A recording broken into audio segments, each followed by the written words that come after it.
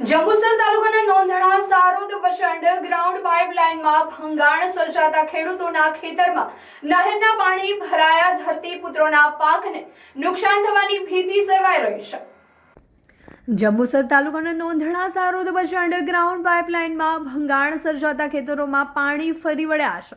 પાકને ભારે નુકસાનની ભીતિથી ચિંતાતુર બનેલ ધરતીપુત્રોએ વળતરની માંગ કરી હતી। નોંધણાના રમેશભાઈ વાઘેલાના જણાવ્યા અનુસાર તેમણે 2-3 ખેતર દાણ ઉપર રાખ્યા છે।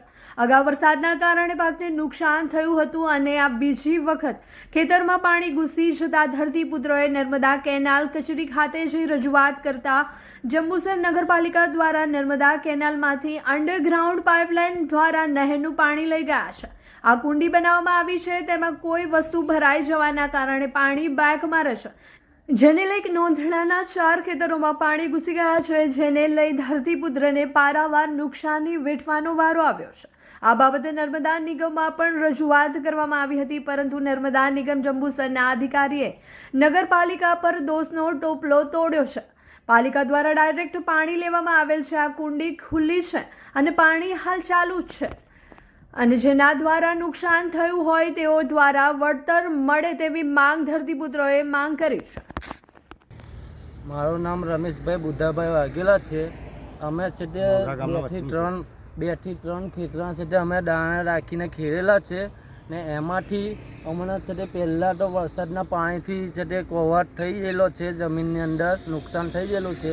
આ બીજું નુકસાન છે તે ફરીવારનું થઈ ગયેલું છે। આ નર્મદા કેનાલની અંદરથી જંબુસર નગરપાલિકાવાળા લોકો છે તે ત્યાં આગળથી કેનાલમાંથી અંડરગ્રાઉન્ડ છે તે લાઈન લઈ ગયેલા છે। હવે એના કુંડા મૂકેલા છે। હવે એ કુંડાની અંદર છે તે મેં અંદર કોઈ પણ જાતની વસ્તુ ભરાઈ જાય એના કારણે આ કુંડાઓ છે તે આગળ છે તે બ્લેક મારી ને પાણી નીકળી ને એ ખેતરની અંદર ઘૂસી ગયેલા છે ને અમારા પાકને નુકસાન થયેલી છે। કેટલા ખેતરમાં પાણી ઘૂસ્યું? 4 ખેતરની અંદર ઘૂસેલું છે। હવે એ ખેતરોની અંદર કોઈ પણ જાતનું અમને છે વળતર મળે એવું જ નથી। એમાં છે બધું સાફ જ બોલી જાય એમ છે।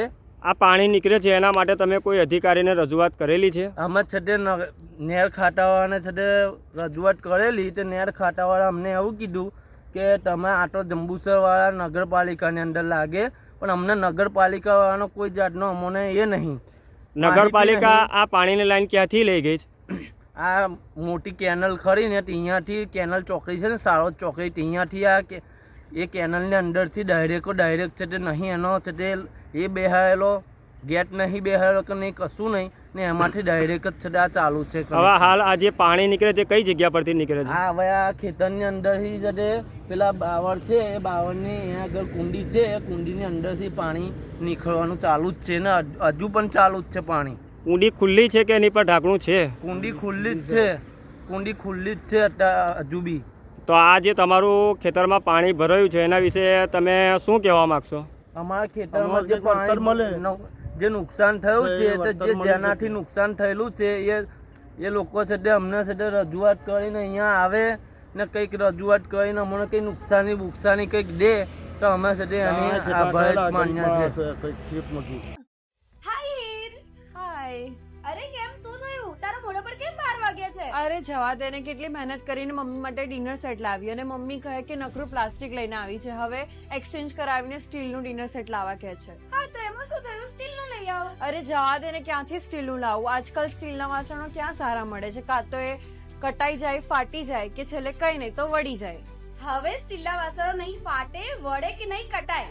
ભરૂચમાં સ્ટીલની કોઈ પણ વસ્તુ ખરીદવી હોય તો ભરોસો માત્ર એક જ સ્થળ, વર્ષોથી વિશ્વાસપાત્ર નર્મદા ઇન્ડસ્ટ્રીઝ। વાવ, આ તો બહુ હેવી અને સારી ક્વોલિટીનું સ્ટીલ લાગે છે, પણ આ બધી વસ્તુઓ પર ડિસ્કાઉન્ટ મળશે ખરું?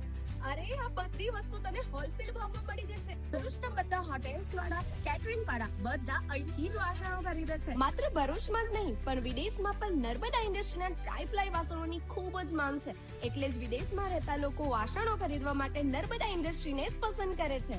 તો અમે તમારી શોપિંગ કરી લીધી છે। તમે ક્યારે આવી રહ્યા છો? Narmada industry phase 1 GITC near Narmada Nagar, Bharuch. For more information call on the given number.